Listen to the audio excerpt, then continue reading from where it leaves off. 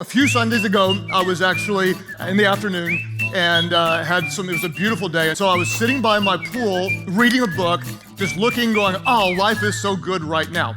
A few minutes into it, I received a text from somebody that said, did you hear about the church bombings in Egypt? And I thought, what is this? And I looked it up online and I saw this just horrific news that our brothers and sisters, other Christians were killed, and my heart just became so heavy.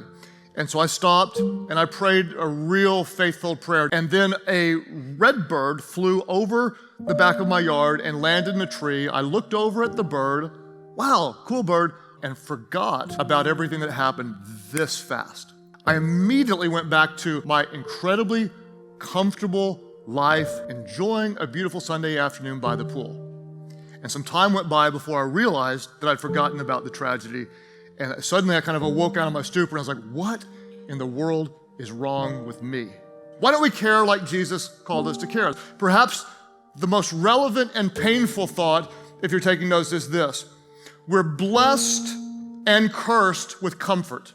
Because what's so difficult is the more comfortable our lives become, the more life tends to be about us and a little more of it. And before long, as Christians, we're actually trying to leverage God as the God who gets us what we want.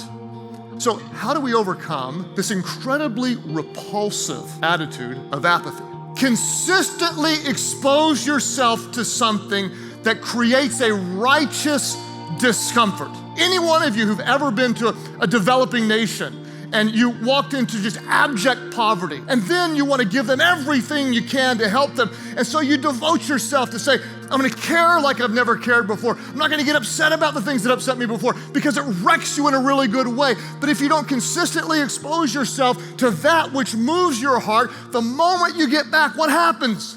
Life happens. Some things that you know break the heart of God, you're around it enough to where it starts to break your heart as well. No, I'm not okay with that. I know my God cares. I'm not gonna allow this to happen. Life is about pleasing God by using what He gave you to make a difference in this world. Some of you are moved deeply on behalf of the unborn. Some of you, it's racial injustice. Focus on those things. It's no accident that you are righteously angry about a few things on behalf of God, because God gave you those values to make a difference in this world. Embrace what hurts. If our version of Christianity is all about our comfort, if I never give sacrificially anywhere, I'm missing one of the greatest blessings in life. Because so many think blessings is more of the stuff we want. Every now and then you just need to be blessed with a burden. Blessed with a burden. Blessed with a burden.